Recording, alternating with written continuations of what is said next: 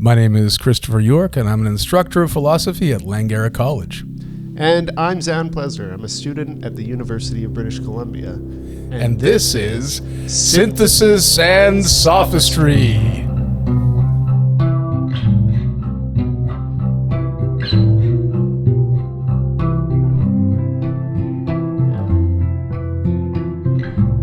All right, so today on our ongoing series on John Russell, we're covering the second in the series, Striving, Play, and Achievement Play in Games. Agency is Art. This is another article for the Journal of the Philosophy of Sport, and in it, he is talking about C. Thi Nguyen's Games Agency is Art, and kind of responding to some of the ideas in it and trying to clarify a few things that I think he had a couple of points of contention with. And in so, talking about struggle versus striving.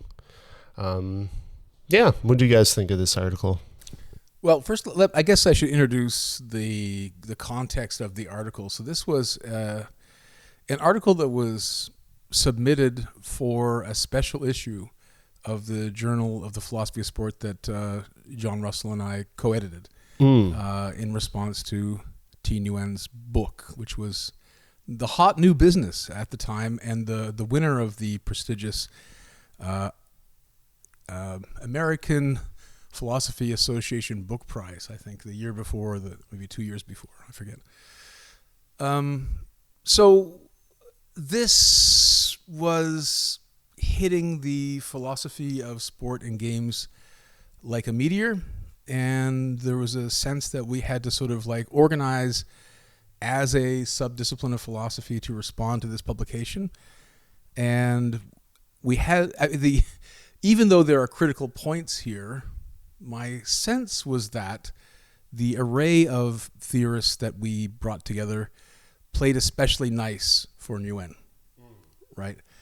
I wrote the introduction for this this issue, and my notes on the work had to be kept anodyne because I was just introducing the piece, and I was told very explicitly by Nguyen that my critical comments were not welcome in that arena.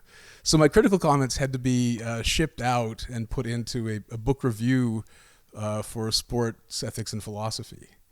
So this is the context of the article, and most of the time, right? Russell's tone is a sort of gentle nudging of Nguyen. He never really gets in there and throws bows necessarily. So this is, but I do think that what's interesting here, and this sort of like the frame I think that informs this whole piece, is he is trying to incorporate this new force that Nguyen is introducing, and he's trying in his own way. I wouldn't say co-opt is not the right way to put it, but he's trying to bring it within the framework of what he's been doing in the philosophy of sport all these years, which is putting it in the perfectionist frame, trying to say how, well, what you're saying actually feeds into my understanding of sport as a pursuit of excellence.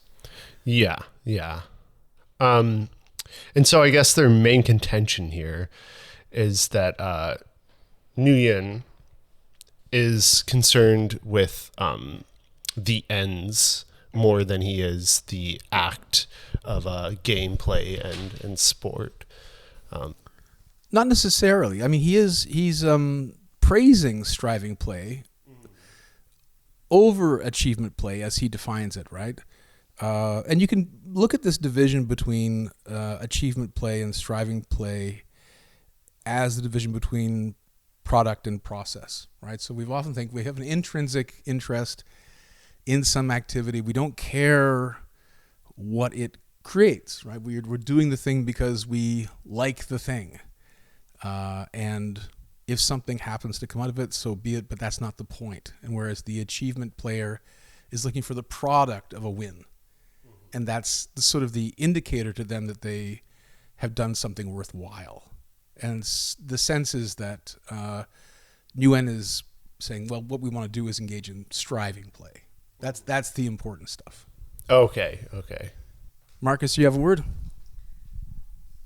Yeah, so I'm curious. Is it fair to say that Nguyen's central idea in the book is dividing games or dividing play into striving versus achievement play? Is that sort of the thrust of where he's going with it?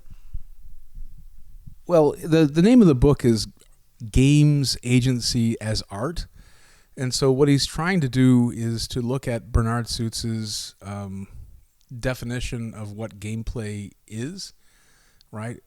It's overcoming unnecessary obstacles in a voluntary frame. So given that's the definition that's given, what does striving, why do we do all this, right? Why do we put ourselves under the weight of unnecessary obstacles? It must be because we want to be striving. We want to be, again, and the point here that Russell kind of brings out is that perhaps Nguyen conflates or overly closely associates striving and struggle. And so the main thrust of Nguyen's book is kind of left by the wayside here. And what we're doing is or what Russell's doing is he's sort of picking out this distinction and questioning it. So I would say that this particular article doesn't necessarily deal with the main thesis of Nguyen's book.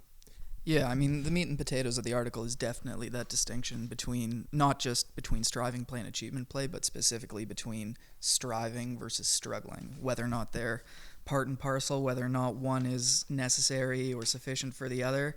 And then later on he talks about some of the moral/aesthetic implications. But yeah, definitely the main thrust is trying to parse out, trying to tease out whether or not you need to struggle to strive, whether or not you need to strive to struggle. What did you guys think of that, whether or not struggling is necessary, how it relates to striving? Well, on page 417, right, he says that struggle is actually characteristic of failure, right? In a sense that striving need not necessarily be, right? So striving can be instantiated in harmonious, smooth efforts. Ones where, like, so if you struggle, you've kind of lost out in some sense on an aesthetic good that you would have otherwise had. It's kind of what I was prefacing with last week's discussion of James Bond, right? So he strives but doesn't struggle. Mm-hmm. And that's aesthetically and perhaps, according to Russell, perhaps even morally praiseworthy. Yeah, and that was the passage I was trying to find. This idea that struggle is something that there's failure in it, and I do think that failure is important to it. But I think he does kind of talk about that like as a wider look at the activities we engage in. Like there are times that you can struggle and fail at it, but that's not the point. That's not the intrinsic good, where striving is what is intrinsically good to him. So I guess that, makes sense to me that struggle is not the intrinsic good, but if it's achieving some sort of ends or it's it's coinciding with striving, I think it makes a lot of sense. And I think too, it does clear up like a little bit of uneasiness I've had with the concept of struggling and how it can be glorified, I think, among certain philosophers. This idea that it's a good in itself, like, it does seem, it has always seemed to be lacking to me, and I think this has cleared up a bit of that for me. Yeah, I think the really salient point is the failure that you mentioned, right? Struggling most commonly, and I'm quoting from page 417, struggling most commonly means that I am failing to perform in the way I want or am capable of, compared to striving, which is engaging with significant effort or commitment towards some obstacle or challenge, right? So they are very different concepts as presented in the article. And the third idea that I thought really both brought it together and also illuminates but also gives me some questions is the idea of harmony between action and capacity, which Nguyen and I believe Russell both are at least on similar pages as far as saying that the ideal of sport or of games is to achieve a harmony between action and capacity. Did you guys have any thoughts on that, how it relates to striving and struggling? Well, I mean, it's telling that, Russell says that the most rewarding games that he has are those games where there is no struggle or little struggle, right? His best game of golf isn't characterized by him sweating and grunting. It's just like an effortless flow state, right? Where he's able to, no, not effortless, but struggle-less flow state. And the passage that, comes up in this article and actually in person with him very often on page 416, obviously a life-changing experience for him is when he's rock climbing with his son. I thought that was perfect at showing the difference between the two. He does too. And he'll let you know. But that's the thing, right? So he accomplishes something without setting out to accomplish it. And again, like if struggle were any necessary ingredient to that achievement, then he would have eschewed it from the very beginning. He wouldn't have bothered pursuing it. But as a matter of fact, he just gets to this result, which I guess counts as a win in rock climbing, right? His level 4 or class 4 scramble is just achieved without him being conscious of really any struggle in the slightest. One question that's brought up for me was, do you guys think that it's possible then to strive towards something that you could never achieve? Because in terms of harmony of capacity and action, I'm wondering about a scenario where it's beyond your capacity, it's beyond your conceivable capacity to strive or to achieve, to overcome the obstacle in terms of striving, whether or not you think that that's a necessary component. That seems like a recipe for struggle, doesn't it? Like, let's say, for example, that, I'm not satisfied with beating my opponent in a game of golf or beating my personal record on the course, but my goal is to, slice that ball all the way to the moon. Now, in the process of pursuing that impossible goal, I am going to struggle. Not necessarily because I have chosen the wrong end to pursue.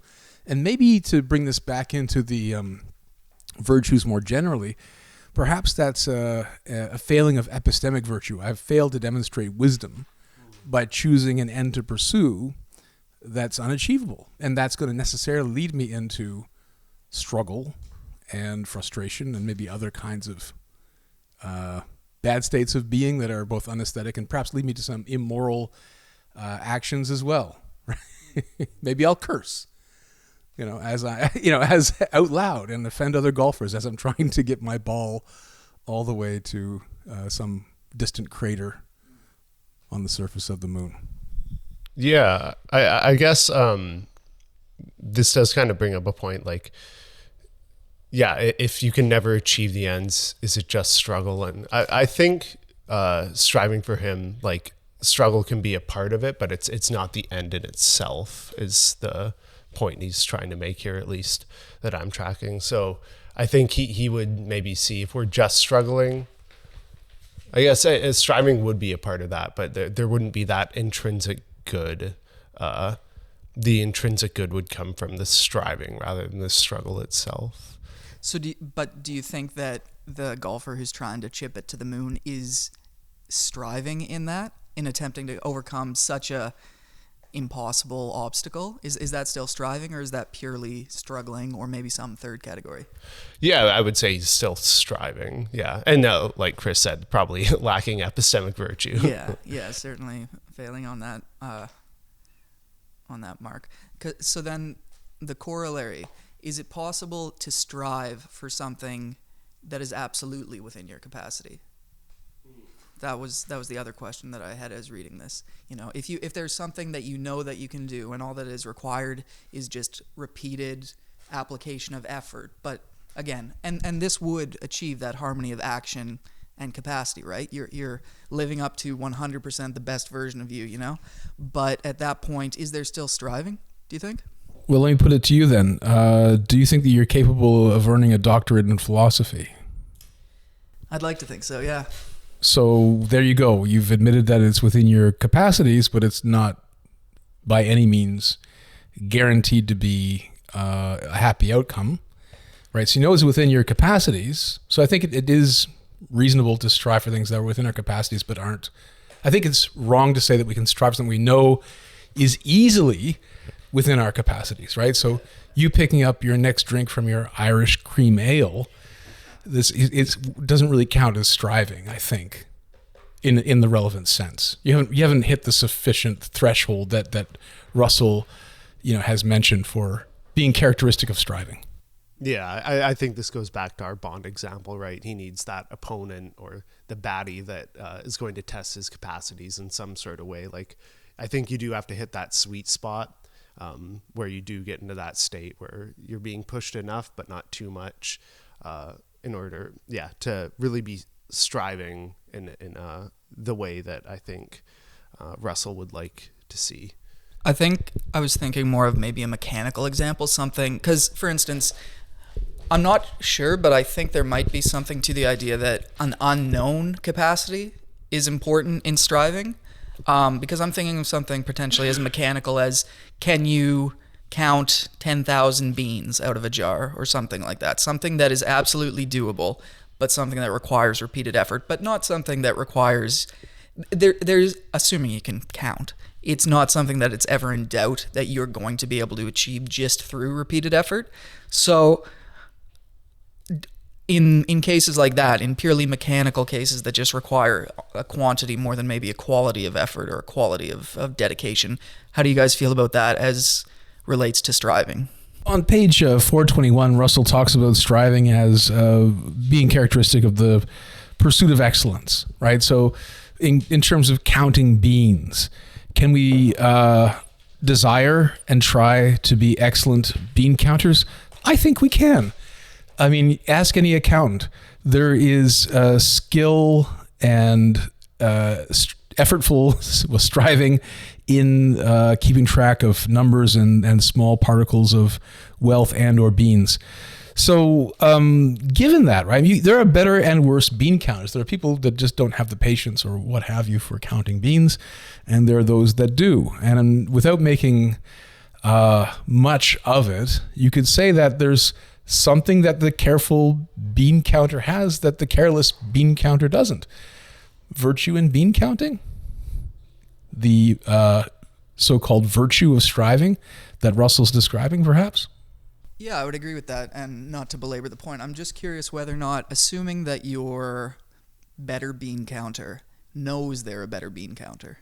Well, maybe this isn't even a realistic example, but if it's the case that you have someone who just by virtue of how they're put together is a better bean counter, and they know that they're going to be a better bean counter, are they still going to be striving to be the better bean counter? Assuming that the better and the worse of the two are both putting in the same effort, and it's known that the one is just more, technically skilled at counting beans. Where does that knowledge come from, though, I guess is what I'd ask you about your example. There's something fishy about somebody who claims to have ultimate knowledge of themselves being the best bean counter. Like, when is that virtue ever tested? Maybe that's the answer then, that you don't know, you can never know what you're striving towards as an absolute outcome, and because of that maybe that's part of the virtue of it, the not knowing. I guess I come from a pretty small village, and there's always the village tough who thinks they're the toughest and the baddest, right? But they're living in a village of 300 people, and there's a guy 2 towns over that could just knock the clock right off them.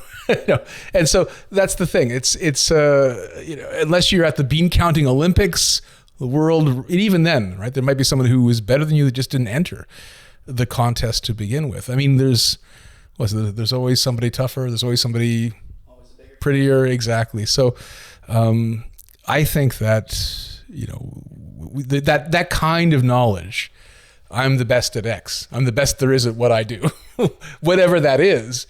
I mean, that's a fairly big presumption. And I'd say that, there's the vice of hubris at play there, or at least you're betting on you being less ignorant than more, but there's a chance that you're wrong. There's a pretty big chance. Yeah, absolutely.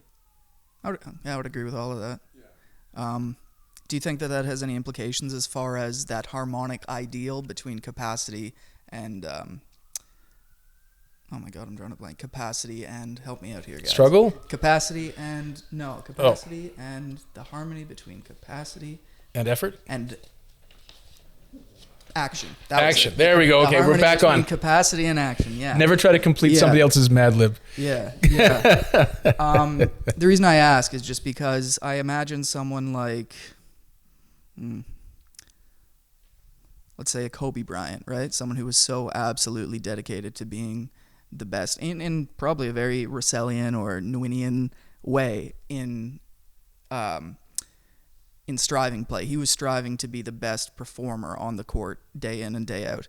And is there in that, even in the absolute best pursuit of excellence, is there a known harmony? Is there a known harmony between the action of pursuing that excellence and the capacity to pursue it? It almost feels to me like you need to have the unknown capacity to not know whether or not you can achieve the end, whether or not you can achieve the top of the mountain, for it to be meaningful striving. Because if you do know, then that's where the mechanical element comes in for me. It's like, if I know that as long as I keep pushing one bean across the table to the pile, I'm going to get to the end. It doesn't feel as meaningful, but I'm not sure if you guys would agree with that. Well, I'd lead you back to the question I asked you about the ability that you presumably have, in you to complete a PhD. You could say that putting in a chapter is no different than pushing a bean across the table, and as long as you have the discipline to push those beans across the table, you'll get your degree at the end.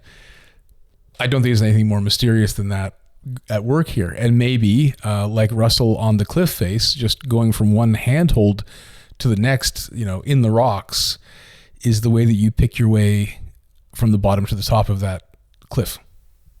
Yeah, I guess, if you are just bean counting and it's too easy, maybe you need someone to be yelling random numbers at you the whole time to make it a bit more interesting.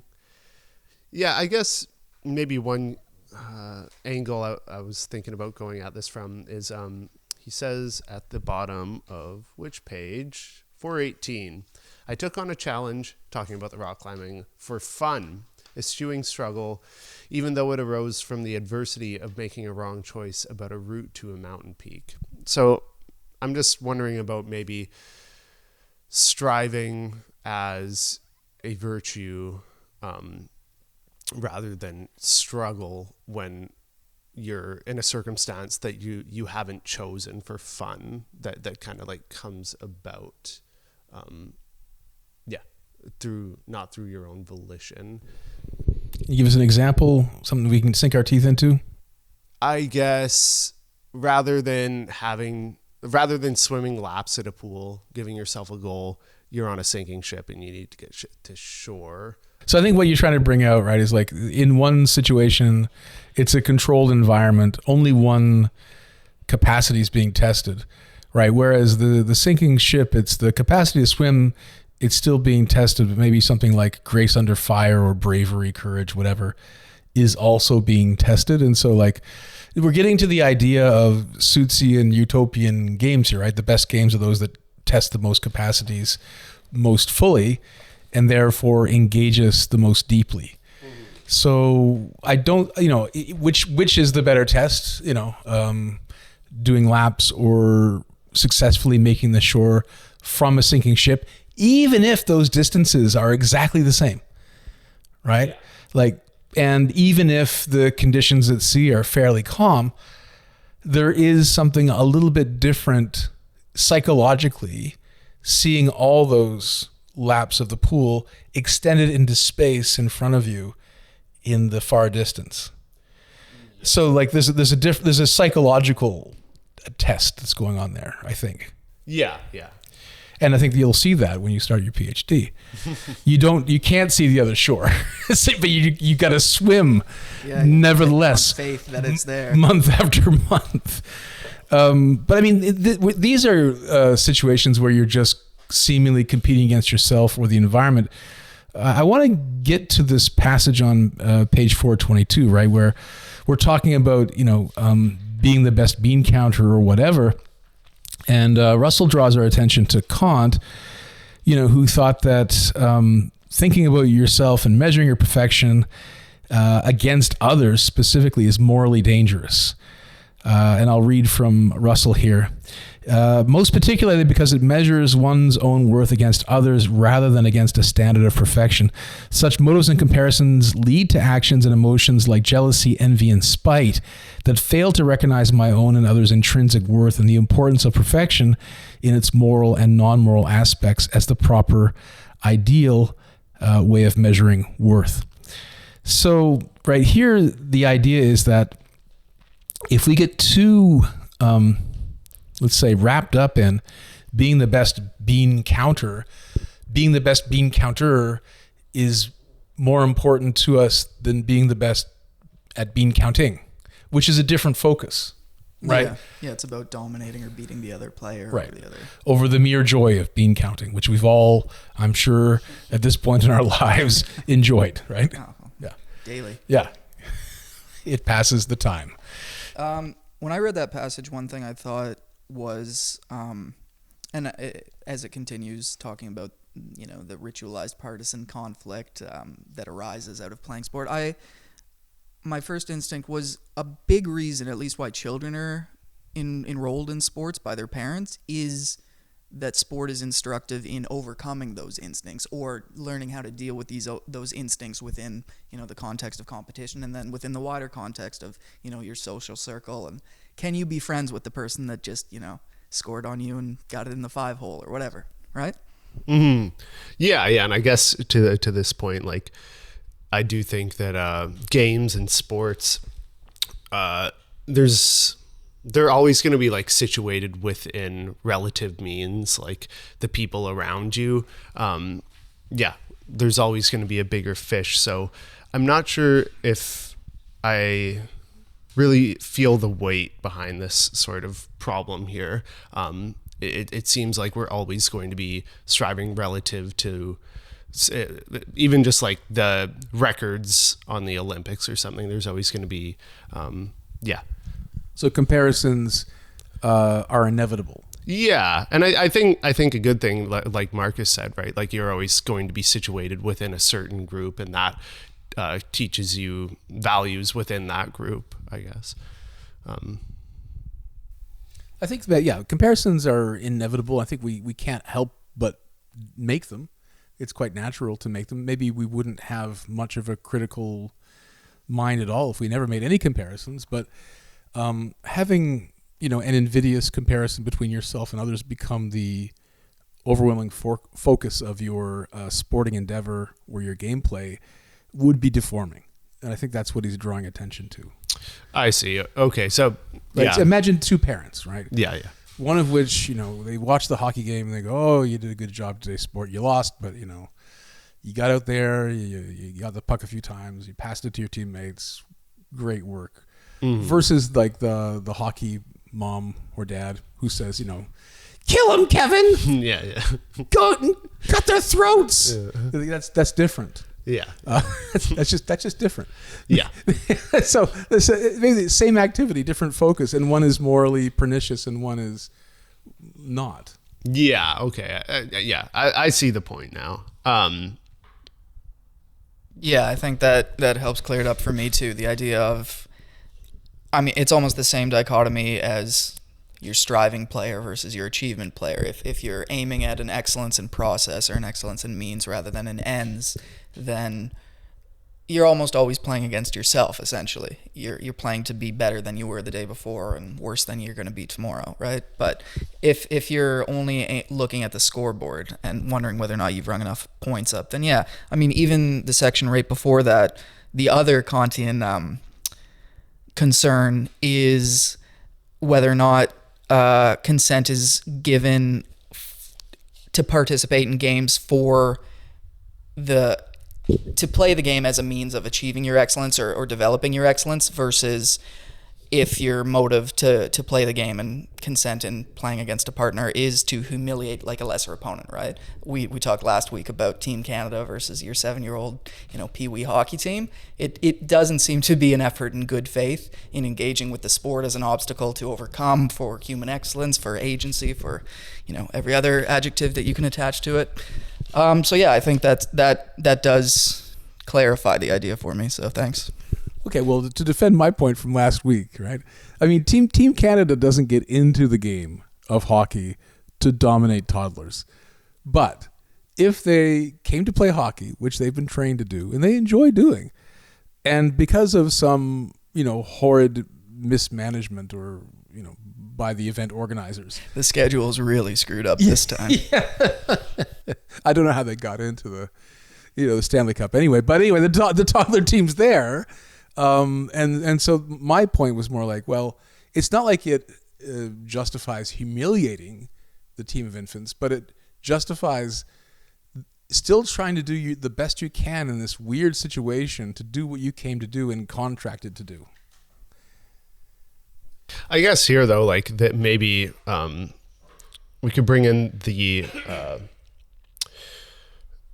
idea of authenticity, right? Because while being a participant in a game or a sport, you are taking on a certain role, and maybe there is something about just completely casting aside your humanity to achieve that goal that we morally shouldn't sign off on. And I guess there's a tension for me here, because I do think that sports do give you this arena to take on a role that you wouldn't in real life. Like in boxing, it's fine to punch the other person. You wouldn't in real life. And it gives you that avenue to do that. But I do think that there is, you can't completely dissolve yourself into that role.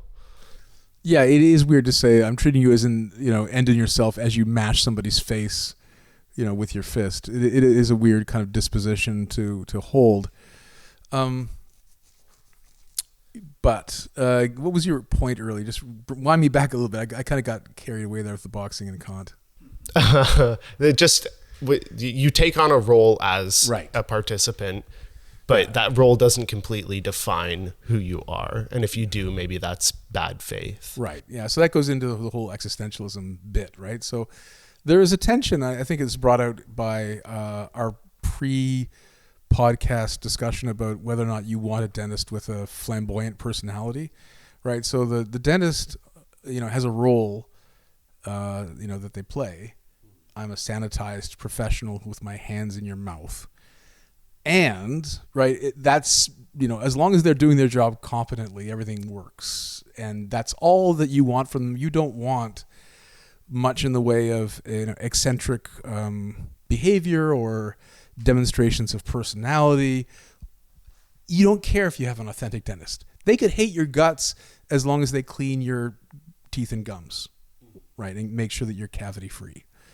Now, I was testing your intuitions on this a little bit and say, what if you had a punk rock dentist? You claim you didn't like punk rock.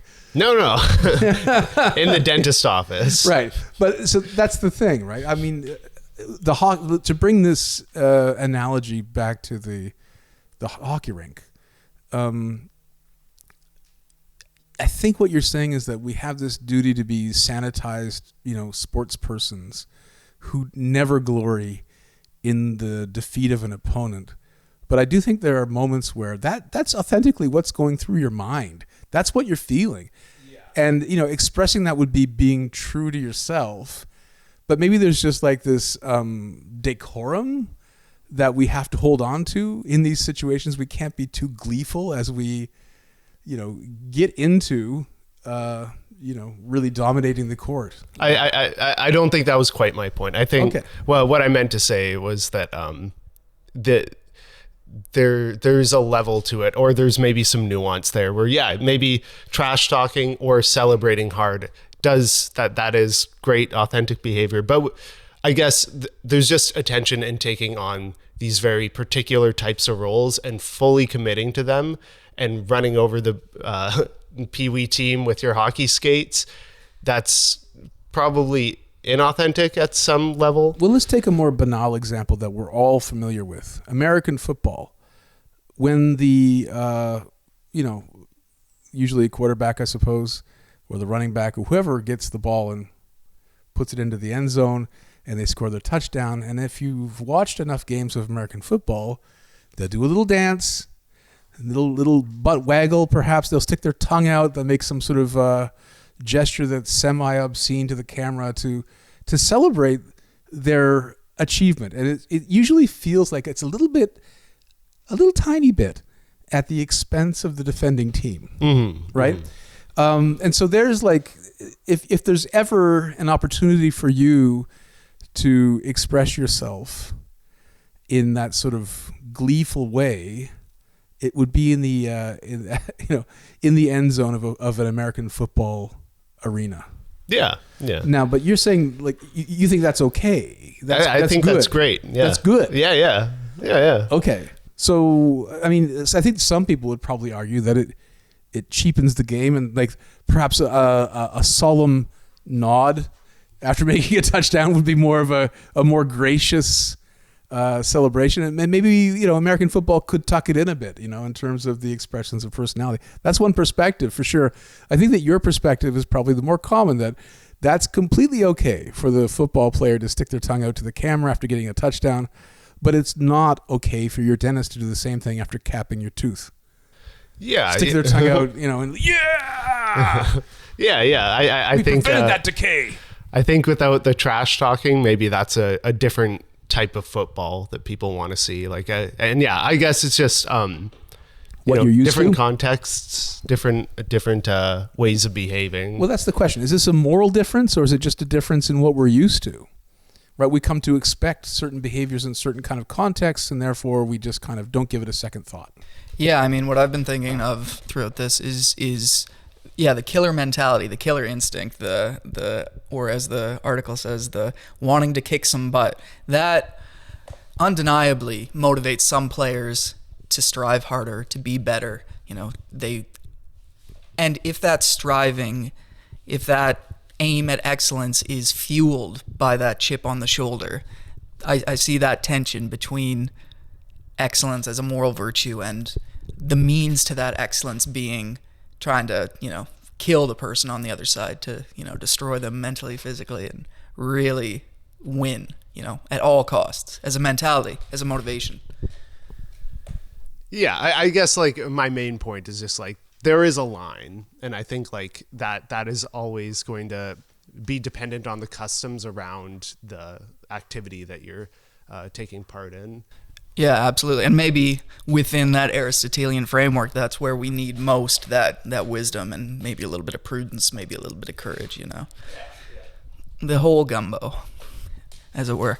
I also think that discussion brings up a good point in relation to striving play versus achievement play, because if achievement play is characterized by wanting, to win at the end, to have the win instead of the loss, and striving play is about the process, right? Then it does seem like there is a moral or at least an aesthetic difference, and this is something that's brought up repeatedly by Russell and by Nguyen, that approach or that motivational framework towards the excellence, as opposed to wanting to win in that relative sense versus the opponent, wanting to win versus yourself versus the other, does seem to maybe protect us a little bit from that moral hazard.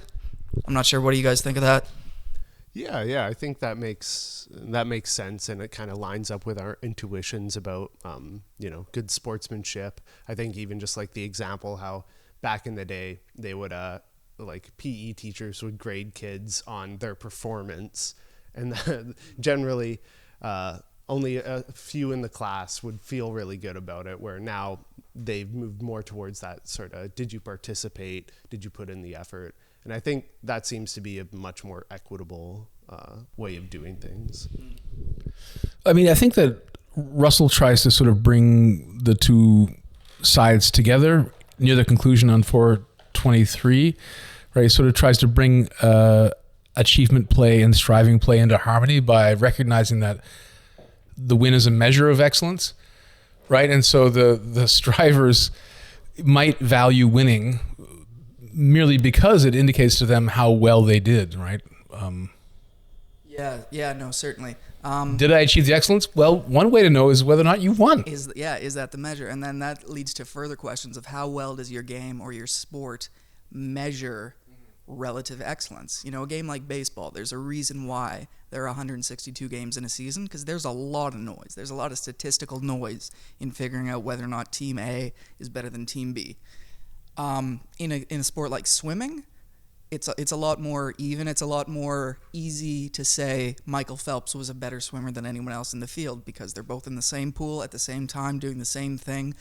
Not a lot of noise there. I mean, maybe the waves interfere, but I don't think that's the case. So yeah, I feel like different games have a better or worse capacity of teasing out that excellence in process, or at least relating it to the excellence in result. Yeah, it's interesting, the idea of noise.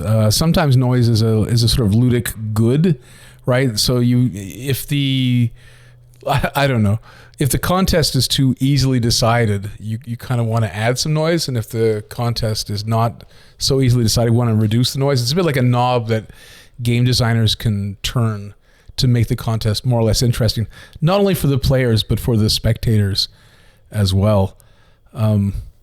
I guess this is kind of going off the paper a little bit, but since he comes up so much, do you think in Suits' Utopia he would want minimal noise in the games, or the Utopians would want minimal noise?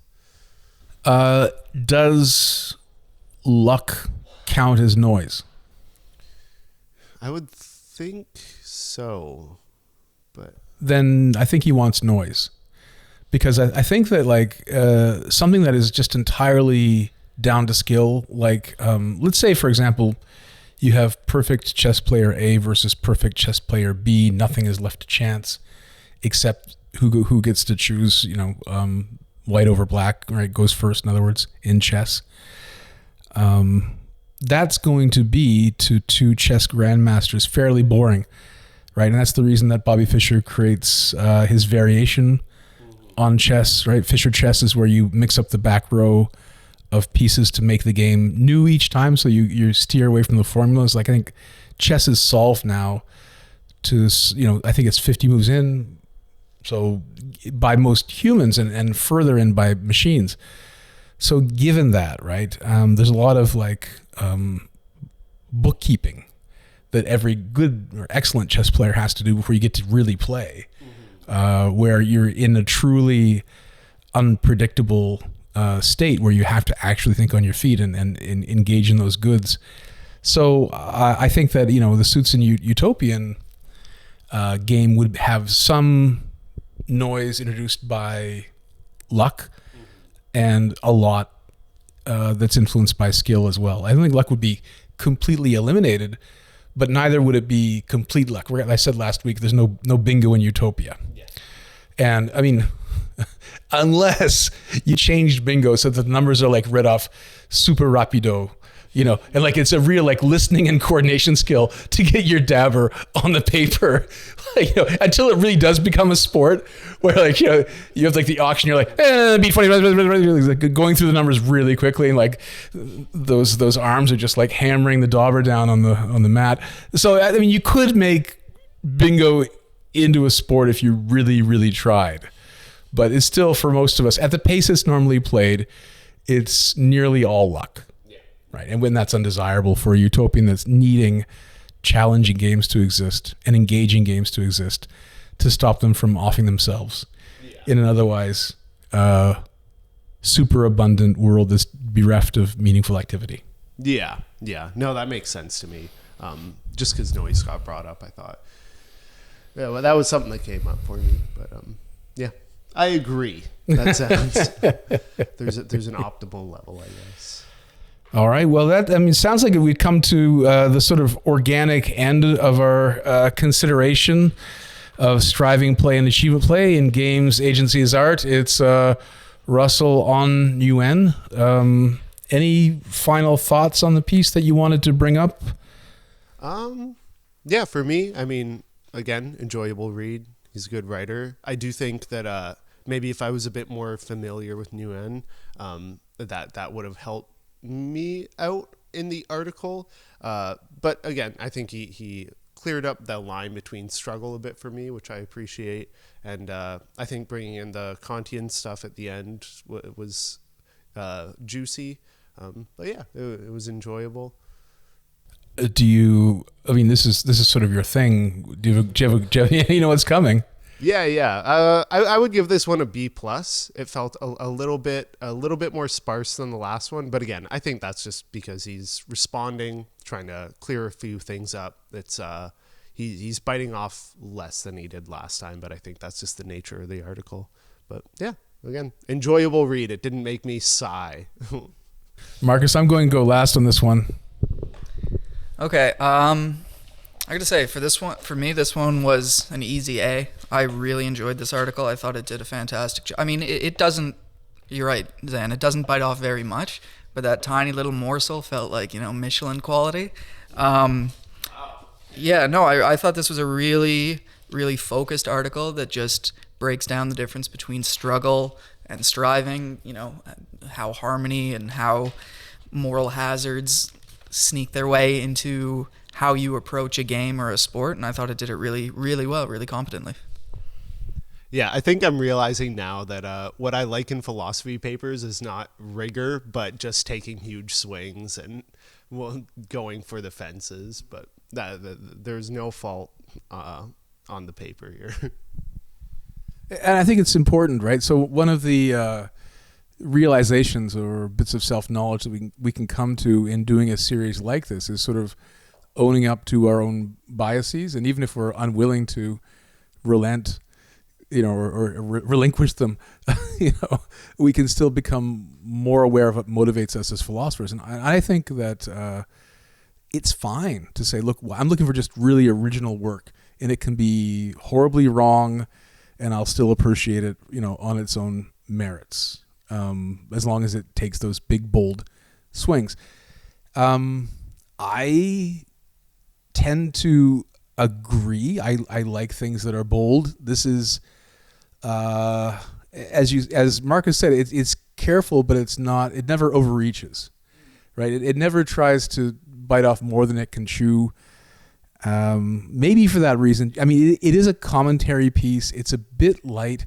And I do feel like the overall goal is to kind of implicate somehow that what Nguyen was up to, it's really what Russell's been doing all along anyway. Yeah. You know what I mean? Well, I mean, which is fair, right? It's the existing dignitaries of the philosophy of sport kind of let the new guy know, hey, guess what? You came to this field, you made this book, it's made a big splash, but there's a legacy. There's a legacy that we've kind of got here. We've all accepted this is the state of play. What you're doing fits in perfectly with, looks an awful lot like what I've been doing all these years. And that is trying to, make a virtue out of striving. So we're more alike than you might guess. Striving. So Professor Nguyen. So what mark do you give the article? You were... I gave it an A, if not an A+. I was a big fan. Wow. I'm kind of with Zan on this one. I'm kind of leaning down towards the B+. And now this might be my bias because I feel like something that's merely adjusting the bolts on somebody else's car is different than building your own car. I do think that, like, for me to give something in the A range that is strikingly original, whereas I feel like there's sort of a political thing at work here. There's a restatement of his older work and a kind of incorporation of Nguyen's. Nothing is necessarily pushed forward here that's revolutionary. I do think it's good. It's careful. It's workmanlike in the way that it again incorporates a lot of diverse resources to supporting the thesis. I like the distinctions that are drawn out. Again, doesn't speak to what Nguyen, the heart of what Nguyen is really trying to say. Right, so this is more of an aside than taking the bull by the horns and saying, hey, guess what? Yeah, maybe a different kind of striving than writing something original. Yeah, so I think that I'm sure that there are articles in the series that we'll be considering that I'll rate more highly than this. This one holds a special place in my heart as being an article for our co-edited issue. At the same time, this is an important step in where he's going to go next. So I think that I'm going to hold out the higher marks. I'm going to be a little bit stingy with my A's. So, lest I be perceived as an ass kisser. Yes. I got to pick my B's. I got to put my B's in where I can get them in. And I think that this is a B+, the best of the B's. Well, he's still rocking an A average overall, so yeah, good enough. Still very good. I mean, he hasn't gotten any F's from us so far, so that's a good sign, I think. Yeah, definitely. Yeah. All right. Well, thanks, guys. So see you next week. See you next week. It's been fun, gents.